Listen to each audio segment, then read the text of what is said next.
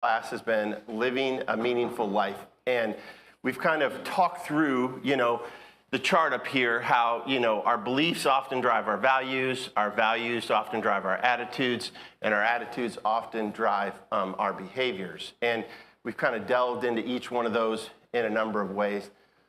Well, today we're actually going to look at a different element that's not listed on the chart. And we're actually going to look at emotions. We're going to look at kind of human emotion, and we're going to look at how emotion impacts what we say and what we do, and ultimately how it's reflected in our behaviors and in our attitude. And I'll tell you, this is, if you've been here the last couple of weeks, we've talked about church attendance, we've talked about deeds and serving, etc. This is a step on Jason's toes class, right? So this is one where I'll admit, a lot of faults, and I'll be stepping on my toes the entire time. And as I was preparing today, there was lots of stepping on my toes. So I'd like to start off by just kind of asking you to kind of name some human emotions, right? So let's just kind of talk through, what are some human emotions that we either feel or observe? I heard anger over here, so that's one, all right? And it was said, actually, I think there was a chorus of anger over here is what we heard. So that wasn't actually the main topic of today, but it might be for next week, okay? What else did I hear over here, and then I'll come to this side, besides anger? Or was that? Okay, I think anger rules the day over here. What about over here? Somebody said, pardon? Fear's one, absolutely. Joy. He covered it. Give me some other emotions. You haven't hit the one that I want to talk on today. So, sadness is one. Okay, that's one. Absolutely. Despair. Okay. Anxiety. That absolutely can be one. Keep going. Pardon? Resentment. Okay. Love. There you go. I owe you after class for bringing that up. So love. Now that's actually what we're gonna focus the most on. But let's talk about, before we get into love, how do those various emotions that we just mentioned here, how do they drive behavior, or how do they impact us, right? So if you said anger, how does that show out in our daily life? Are we observed from an anger perspective? You do things you wouldn't do if you think about it. We do things that we wouldn't do if we were kind of our right mind, right? Sometimes when we get angry, we can kind of just, Yeah, oh yeah, I had a really good one of that yesterday, actually, seeing how I'm going to step on my toes. So we're going to a Tigers game yesterday, and we get off the interstate. And one of the first lots that you go to when you get off on Madison Street there, the price can range, right? And so Jack had gone to the Tigers game the day before, and it was $30. Which is it's typically 20 when you go down there, but it was 30. But we got off yesterday, and it was $80. They were charging $80. Now, I was like, that's ridiculous, right? $80 to park, for an event. So it went from kind of 80 to 40, and we finally went down a couple of lots, primarily because a couple wouldn't allow me to park my truck. We went down, and we actually paid 10. But I was super angry, even though I didn't pay the $80, that somebody would think that you should charge. So yeah, you're absolutely right. How long do you have to walk to get there? It's relatively close, a couple of blocks, but we walked 5 blocks, maybe 6 blocks, and paid 10 versus 80. But I was angry about it, so shame on me. What about sadness? How does that show up? Depression, right? It can be anxiety as well. We talked about. So of all the emotions we talked about, which do you think is the most powerful emotion that we experience as humans? Fear. Okay. Fear or love. One or the other. Any others on that? Well, we're actually going to talk about love today, right? And we're going to talk about, if you think about some of the ways love impacts us, and we're actually going to start off in Matthew 22, and we're going to just look at a couple of verses, 34 through 40. And we're going to see what the Bible says about love. And we're really going to look at it in 3 ways. We're going to look at, from our Christian walk, what does love look like? Will kind of be the first way. And we'll look at the verses that describe, what love looks like or what it should look like in us as Christians. We're going to look at what does love act like. And then finally, we're going to look at why we should obey the command to love. So those are kind of the three things that we're going to look at. And as I said, love is probably the hardest one for me of all of them, right? Like for me, it's easy to serve, like it's easy to be here. I struggle with love from a standpoint of like loving something that, I don't see, that I can't, touch. I can read about it, like I can know it, I can believe it. But making that connection sometimes is probably the hardest, for me when I think about, being a believer. It's just a struggle, right? So some people struggle with other things. It's something that I really struggle with. And so oftentimes, for me personally, I do things because they're the right thing to do. I do things because, I'm grateful that God loves me. I do things because I'm grateful that God blessed me. I do things because God expects me to do those things. But I often struggle with doing things out of pure love, for God. So I'll just admit up front, right? This was a good study for me because it's something I struggle with. So in Matthew 22, we read, hearing that Jesus silenced the Sadducees, the Pharisees got together. One of them, an expert in the law, tested him with this question, "Teacher, which is the greatest commandment in the law?" Jesus replied, "Love the Lord your God with all your heart, with all your soul, and with all your mind. This is the first and greatest commandment. And the second is like it, love your neighbor as yourself. All the law and the prophets hang on these two commandments," right? So we're told right there that two of the most important things we can do as believers is love. So when you think about, what we see here in Matthew 22, I'll before I get into the questions, just for reference, right? I said, like, how often is love used in the Bible? And to give you context, like the words like the, of, their, they, they're used like in the 30 to 40,000 times, throughout the Bible. And so if you look at the different translations, love is mentioned 442 times in King James, 479 times in the NASB, 759 in the NLT, and then 686 in the NIV. So interestingly enough, it's the greatest, thing we should do, but it's not, like, in terms of the word being used, right, in its various forms, it's not used, a significant amount of times in the Bible, which I just thought was interesting. So let's first take a look at, what does love look like? And we're going to start with, 1 Corinthians, and we're going to kind of break down, each part of this. This is obviously one of the, most common verses that we talk about in church. So I'm going to read it, and then we're going to kind of go through it, right? So 1 Corinthians 13, 4 through 8, reading from the NIV, says, "Love is patient, love is kind, it does not envy, it does not boast, it is not proud, it does not dishonor others, it is not self-seeking, it is not easily angered, it keeps no record of wrongs. Love does not delight in evil, but rejoices with the truth. It always protects, always trusts, always hopes, always perseveres. Love never fails." So that's kind of the description, right? Like our, for lack of a better word, our Bible, right? That we should be following when it comes to kind of how we love or what love looks like. So when you see love is, well, we're going to look at this in kind of by item. So when you read love is patient. So for us as Christians, and we've touched on some of these, what's patience look like for us as Christians? How do we demonstrate love in that way? Don't get angry, right? Yeah, which I think, it's not easily angered, right? So don't get angry. What other ways?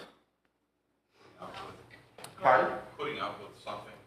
Yeah, you're putting up with something, right? And that doesn't necessarily mean that it's something somebody did intentionally, right? Like there's just sometimes personality conflicts. There's sometimes just differences of opinion. Right. And listening to your description there, or God's description of what love is, it's not really, that kind of love is not really an emotion. Because I think an emotion is something that all of a sudden you feel that. Yeah. Versus this is a deliberate action. Yeah, these are behaviors, right? Ultimately, right? So it's a little bit different. I mean, I could eat a piece of pie and, oh, I love this pie, but Yeah. that's an emotion thing. But No. that kind of description of love is a purposeful, So intentional. and that's a great point, Phil. So if you think about what motivates us to do these things, right? And this, anybody can answer this. So if you think about kind of the rawest form of motivation as it relates to filling out this love, do you think the emotion, drives that, that behavior, that's demonstrated or not? Yes, sir. I think, like you said earlier, you do the right thing, but that's in obedience to God. Yes. So the feeling part of love, sometimes it is in obedience to God, because a lot of times I'm not feeling that love for whatever it is that's going on or that person is doing. Yeah, so I mean, It's an obedient thing, knowing, like I'll say to somebody, well, you need to forgive me, because if you don't forgive me, God's not going to forgive you. So then I'll say, I told her husband one day, I said, well, I'm going to forgive you because God commands me to forgive you. So, Yeah. remember that. I guess, and that's a great point, right? So I guess the question is, Mario, you're going to say something? I've presided over like 6 or 7 weddings, and I've used this verse in every single one because people think of when you're dating and you're falling in love and you all googly eyes and feel funny in your sides and everything. That's not love. This is love. And I always start when I read this passage, I always say, love is patient. Love is patient. Husband, listen to me. Love is patient. And it describes what true love is. Because when you move in with somebody and you live with them and you think, I didn't know this person did this, this really irritates me. Yeah. But because of love, you grow closer where those things don't irritate you. So love is something that you build on and that you learn to do. It's not, boy, I'm really attracted to this person. I like, going out. It's so much more than that. So to kind of go back to that, well said, Mario. So love can start out as an emotion, but then it evolves into this maturity, right? Like where it's demonstrated in your behavior, which is kind of what I was asking you, Phil. Because like Tom preached today, which was excellent. Small groups, we don't know each other, just coming to worship and going home. We're not here for this reason this morning. We're here to worship God, of course, this class. But the thing of it is, when you get to know people, where they're coming from in your small group, you'll understand and learn to love them more. But it's very, very difficult just to be here for 1 hour and then Sunday school. You've got to go to a small group. We're supposed to love each other, right? And then you understand them. Otherwise, just write them off. The deeper the personal connection, the more likely we are to demonstrate this kind of love, right? So love is patient, love is kind. Some of these are obvious, but I just kind of want to talk through them. Give me examples of kindness and how we can demonstrate love in that way, both to one another and other parts of the world, of our life, I should say. Giving up your time. Giving up your time? Need something from you. Yeah, that's a huge one, Sherry. Huge, right? I mean, we're all pressed for time nowadays, and that's a great act of love, is and kindness. What else? And yeah, helping others. Absolutely. Yeah, how we respond, at times, to Phil's point. It does not envy. I think that one, by the way, as I go through these, like this morning, I was giving myself a grade on all these. Like, where am I? Like, am I anywhere from 70 to 100, right? So love is patient. Maybe I'm maybe a 75 or 80%, right? Love is kind. So I think when you look at this, right, we should be examining ourselves as well in terms of this weekend. I don't know how many times I had to say, I apologize. Like I shouldn't have, done that, right? Not anything exceptionally crazy, but just, trying to be a better example, trying not to allow my emotions to drive my reactions to things like the $80 Tigers parking, et cetera. But I think this is a good thing for us to, kind of check ourselves, right? It does not dishonor others. It's not self-seeking, not easily angered. It keeps no record of wrongs. Let's talk about that one for a minute. So keeps no records of wrongs, right? Forgiveness in there, right? And Mario, you talked about this, right? So can you think of examples of how maybe, we demonstrate love in terms of keeping no record of wrongs? Well, it's easier to forget, but it's hard to forget. Easy to forgive, hard to forget, right? Even with your own sins that you do. And God forgives them, but they still nag at us. Yeah, absolutely. One of the things I've enjoyed about class the most is we've talked about a lot of topics in here the last couple of weeks. And I've had conversations with many of you, outside of the four walls of this room. And we've been able to have great follow-up conversations, right? Like, so if I maybe said something that, didn't sit well with someone, we've been able to kind of chat about it, right? So that's what you hope to have in the church, right? We may say things at times, we may do things at times, but, we come together in love and we recognize that, maybe we didn't do something that we should have done. It does not delight in evil, but replaces it with truth, always protects, always trusts, always hopes, always loves. All right, so we covered that. Now, a second part, of that is Galatians 5, 22 and 23, and talks about being filled with the Spirit, right? And this really isn't, something I spent a lot of time thinking about, but in Galatians 5, 22 and 23, the fruit of the Spirit is love, which, that is emphasized first, right?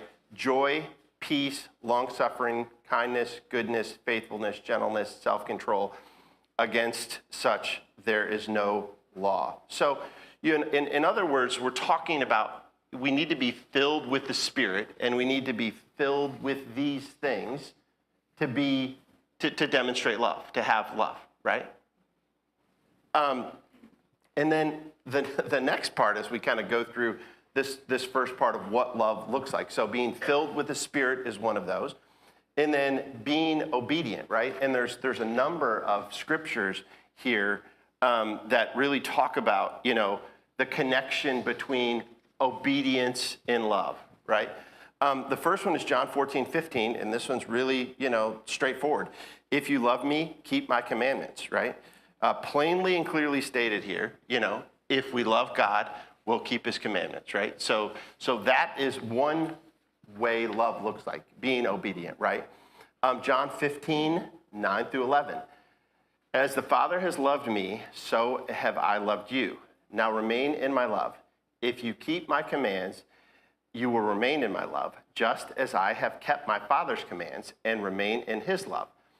And I like verse 11 here. I've told you that this so that you may, so that my joy may be in you and that your joy may be complete. I didn't really, haven't really thought about when you hear that, right? Keeping the love, so we are loved. And what about this, let's talk about, I've told you this so that my joy may be in you and that your joy may be complete. Talk about love and joy. We don't talk about joy very much in here. So talk about the connection between love and joy in this context. Well, if you're not keeping track of sins, maybe that have been done against you, then you're not harboring that ill will and you're not angry.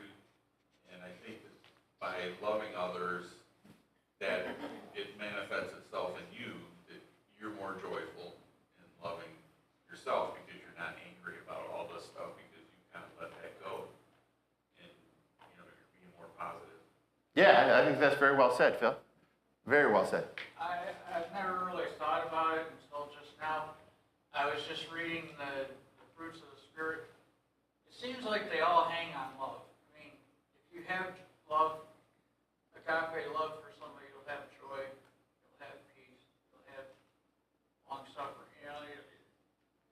No, you're right, I Ron. mean, it all, It's a driver, like right? Jesus said, love God and then love your fellow man, Yeah. everything hangs on that, and so then all these other fruits of the Spirit And you have to wonder, going back to what Matthew 22, like, is that obviously, that was driven home, the greatest of these is love, right? Like, so it's spelled right out there, that it's the foundation, for all we do, right? And so that's a great connection. Yeah, sure. I was just going to say about grace, that when we love, we are able to give others the grace that God has been giving to us, which when we harbor anger and bitterness and all that, we're not giving grace to that person. Yeah, you're absolutely right. Be able to, well, what are they doing? What are they going through? Do I know any of this? No, I don't know any of this. Yeah, you're 100% right. I kind of think of, when I think, you made me have a thought there, Sherry, that what's really interesting is I think that you, and I'd love to get your thoughts on this, right? Like, if you think about, for those of you who are parents, right, and you think about, kind of life before becoming a parent, and then life kind of post, child, right, when you're a parent, I think you really begin to understand God's love, in my experience, for you, once you've had kids, right? Like, for me, kids kind of brought it all home. Like, I'm a child of God, right? Like, think of how, so anybody else? I see Peggy, you shaking your head. I agree with you, Jason. All right. I like that, Peggy. Everybody agree.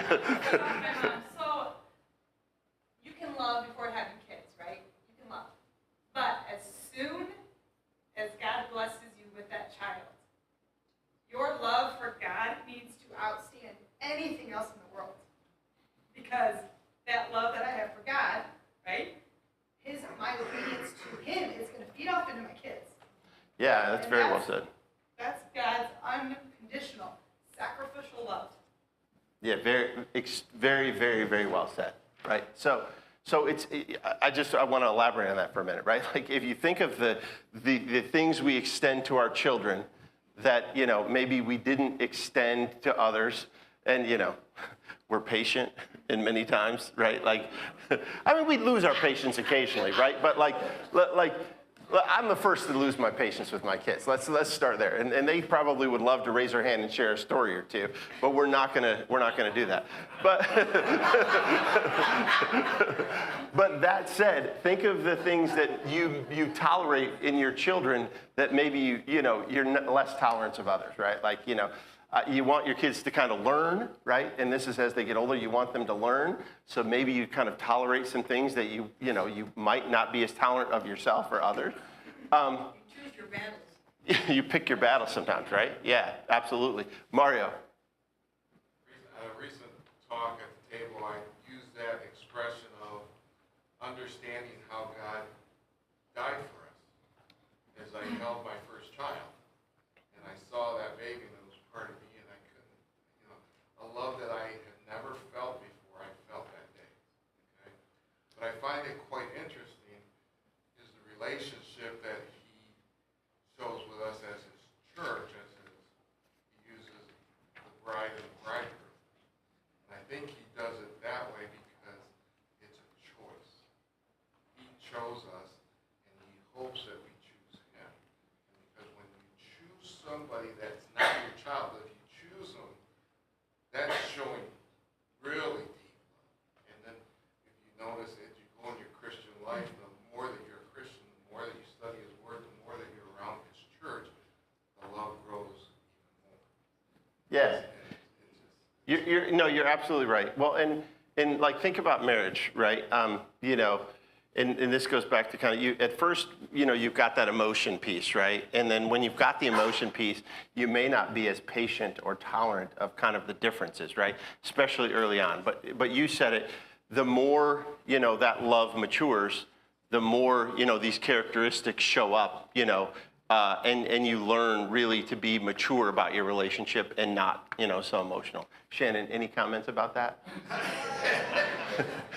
Thinking of the early stages of our marriage? I saw a hand over here. I think it works the opposite way. You don't go from emotional love to God's love. You understand God's love, and you obey God, and that takes you to having the right kind of emotion. So it works the opposite way. You go from God's love, obedient love, doing it God's way, understanding what love is, and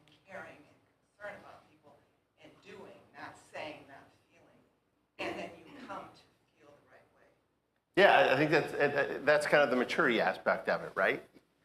Getting it, understanding it, and then the behavior, and you mature into it.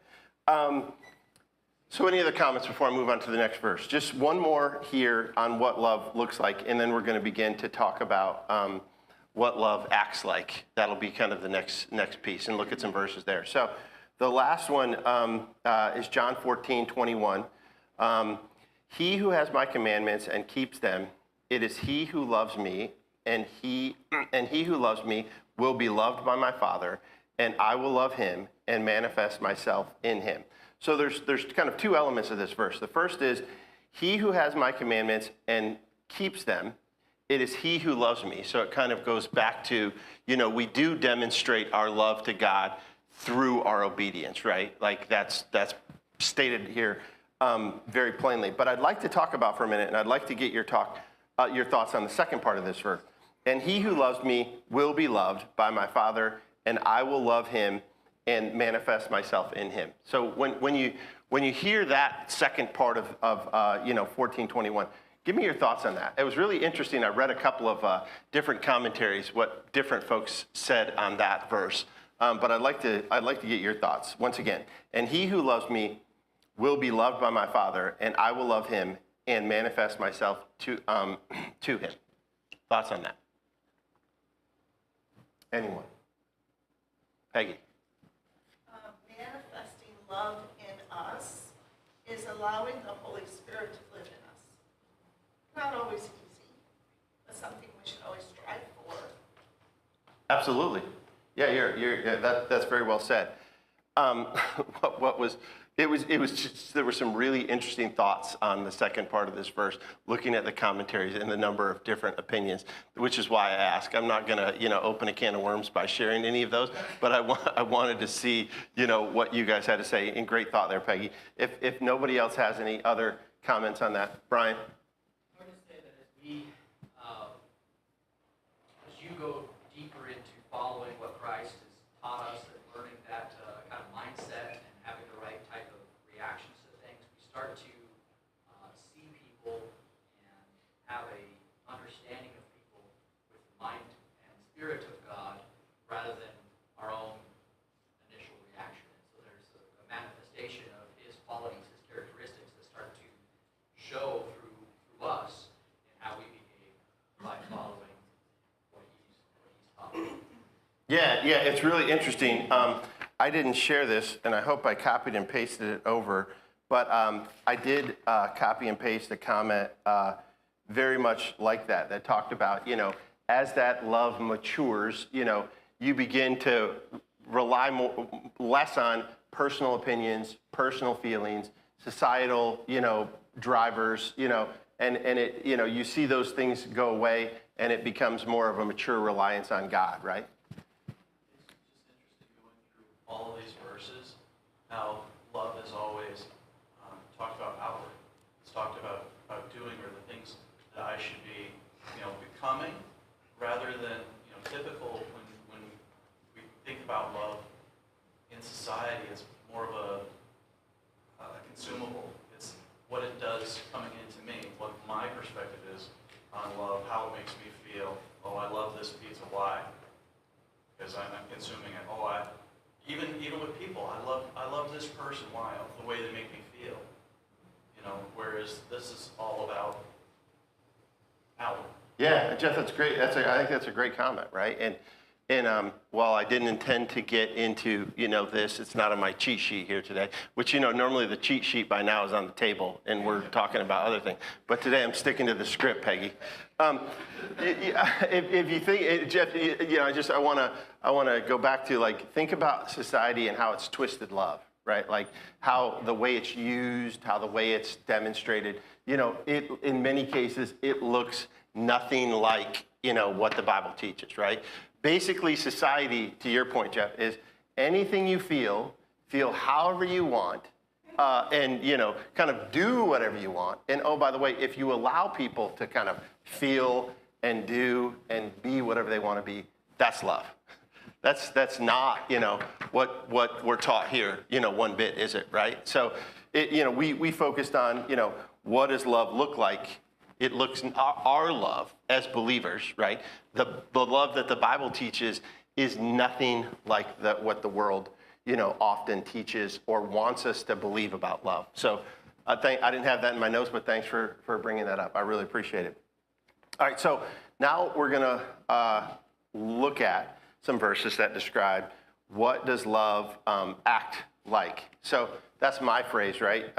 Some of these will align perfectly with that. Some, you have to kind of, read into a little bit. So the first one, 1 Corinthians 16:14, let all that you do be done in love, right? So, that's a really short kind of to the point, right? So what does love act like? Love acts like us demonstrating, the things that we talked about earlier, right?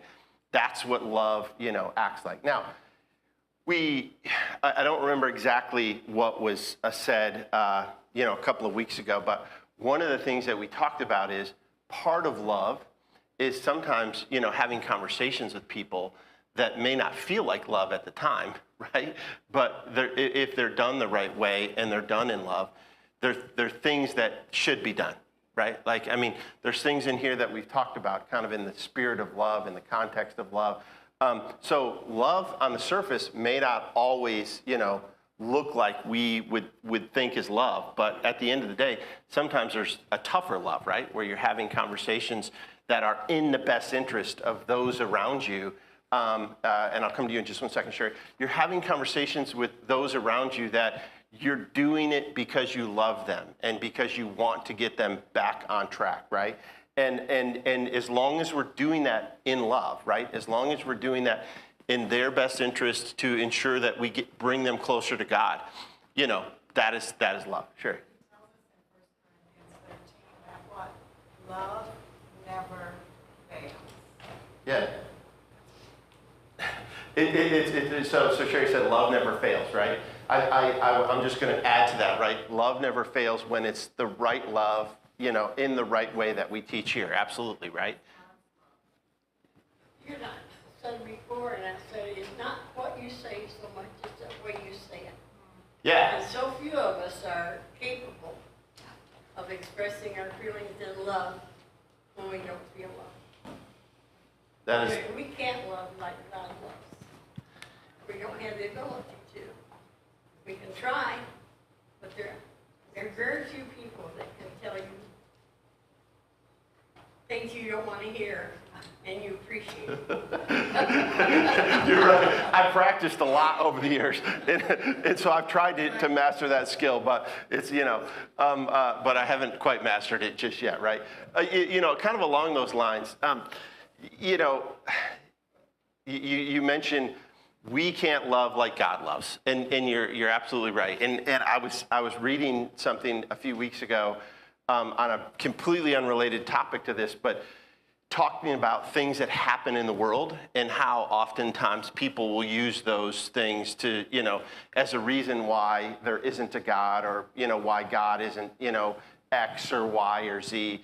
And one of the things that really hit home for me in that is, they really drove home that we just can't comprehend, right? Like we can, in our human minds, regardless of how intelligent you are or we are, we can't comprehend what God sees and what God thinks and what God knows, right? And sometimes we try to use our thinking and our thoughts and our limited human, mental capacity to apply it to, what God does in the world. But we just can't, right? Just like no matter how hard we try, even though, we may have a child and we may look at that child and we may love that child, like we still can't comprehend really like the level of God, love or how God loves. And I'll tell you, somebody who I really respect, that talks about love often, and you can see it in him, is Tad, when he's preaching, right? Like, you can tell Tad, like, I have a lot of respect for Tad in his love for the Lord. Like, you can tell it's a genuine, outward, love. And when I see people who are like that, I have a lot of respect for them because you can see it, in what he says and what he does and how he acts. So moving on to another verse, 2 John 1:6, this is love, that we walk according to God's commandments. This is the commandment, that as you have heard from the beginning, you should walk in it, right? So it kind of goes back to letting all that you do be done in love, but walking in love and fulfilling those commandments. And then, Galatians 5:14 goes back to kind of what we talked about in Matthew 22. All the law is fulfilled in one word, even in this, you shall love your neighbor, as yourself. Kind of once again, going back to, there's multiple instances as I went through these verses that talk about love just being kind of the foundation, for everything that we do, right? And I kind of go back to, like, this is kind of a worldly view of kind of human behaviors or human drivers that relies on your beliefs, your values, your attitudes, and your behavior. When you think about this and this is often taught in workshops where you're trying to change culture, where you're trying to move an organization, in a different direction, it doesn't take into account, what we, read here and kind of what we see here, and how love being the basis really for the behaviors and the attitudes and the values.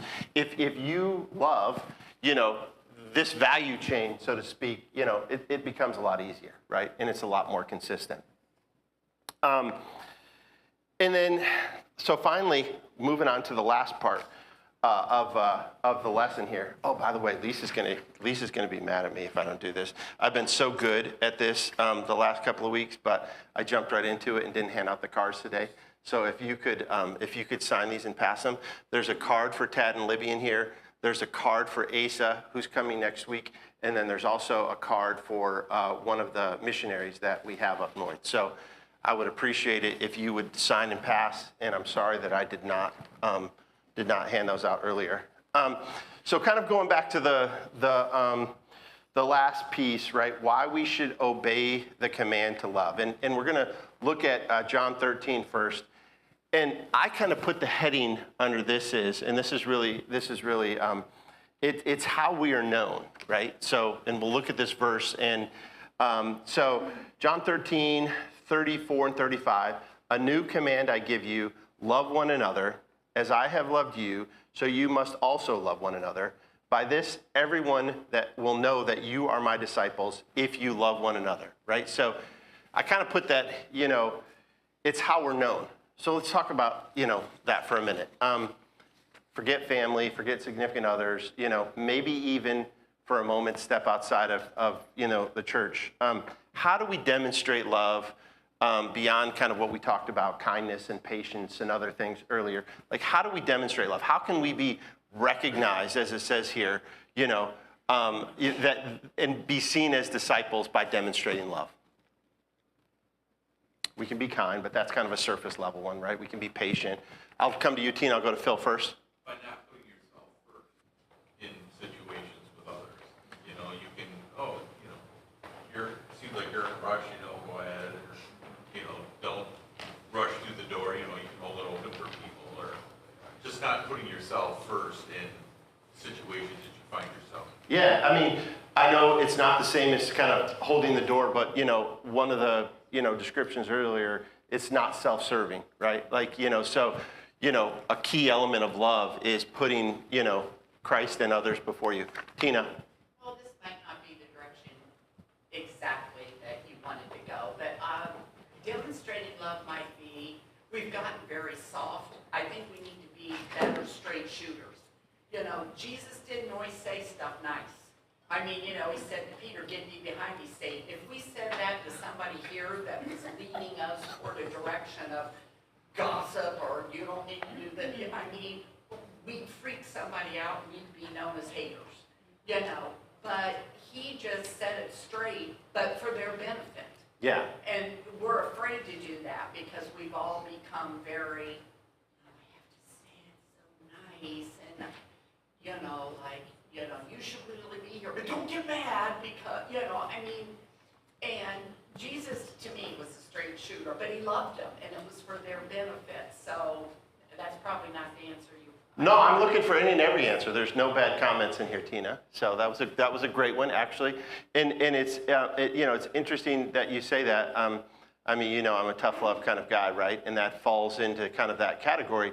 And as we've kind of gone through class the last few weeks, one thing is it's always kind of the unsaid, it can be the unsaid thing in a room, right? Like sometimes people just don't want to hear what they should hear, right? Like, and I'm a big advocate. And listen, I need to hear things I don't want to hear. And thankfully, I have a lovely wife who, is more than willing to tell me at times that like, hey, you didn't, and like that's a loving relationship, right? Though, right? Like I'm not taking it personal. Like she's like, that was a bad example. So then I have to say, I shouldn't have done that. And I really shouldn't have done it, but she makes me think about it. That's a good, but the reality of it is, Tina, kind of going back to your comment, like that's kind of in the gist of everyday things. But there's larger, things that happen that, we absolutely need to say to each other. We need to say to those around us things that they don't want to hear, right? I mean, if we love them, we will. Baxter. Margaret gave me some of the best advice not too long ago I think I've ever had. She told me, I said something to her, and she said, don't you ever say anything to anybody unless you run it through me first. How long have you been married now? How long have you been married? Yeah, great. How long have you been married? How many years? 54 years. So 54 years, and you just got the best, you just got the advice like in the last couple of weeks. She's holding out on you, Baxter. It took him that long to listen. Oh yeah, he couldn't hear it. So Baxter and I share in common, neither one of us can hear. Like I am like deaf, right? So if you didn't hear this, Baxter was given some advice recently by someone in this room, not to be named, that he's known for 54 years, that he should never say anything unless he runs it through that person first. Now, like as a husband, I don't think that that's bad advice to hear from your wife, right? Like, so, yeah. Hey, do I get a brownie point? Because usually afterwards, I kind of, yes, no, maybe so. Jeff, go ahead. I was going to say, tying very much into both of the comments, I find kind of the opposite also to be very, very true, and something that I find even more in my mind is when not to say anything. Like I'm gonna share love by not saying something. I've got a great zinger. I can share this post. I can do these other things, but I know that it is not going to be for the benefit for others, ultimately not for the benefit of myself. So the best thing to do is to say nothing. Yeah, listen, you are so right. I will give you kind of a couple. So I have been, outside of the four walls of my house, I have been politically like quiet this year, like nothing, right? Like 4 years ago, at the last election cycle, I was very vocal, right? But I learned that, getting into the politics piece, can easily, rub people the wrong way. You can send the wrong message. And so, I've learned by what you just said when not to say things. Now, there are many times I really, really want to say something, but I'm keeping my mouth shut. No posts, no social media posts. So it took me a long time, Jeff, but I figured it out. So any other comments on that? I hear the bell here. All right, so next one in terms of how we're known, 1 John 4:7-8. Dear friends, let us love one another, for love comes from God. Everyone who has been born of God and knows God. Whoever does not love God, let me say that one more time. Verse 8, whoever does not love does not know God, because God is love. So it kind of goes back to, once again, the way we act, the way we behave, the way we interact with one another. We are a reflection of God when done the right way. And then the last, and timing-wise, this worked out perfectly. So, the last way that or the last reason why we should love and we should obey his command to love is it means we're living righteously, right? So in Romans 13, 8 through 10, the heading here is love fulfills the law. Let no debt remain outstanding except the continuing debt to love one another. For whoever loves others has fulfilled the law. the commandments, you shall not commit adultery, you shall not murder, you shall not steal, you shall not covet, and whatever other commands there may be are summed up in this one command. Love your neighbor as yourself. Love does no harm to a neighbor.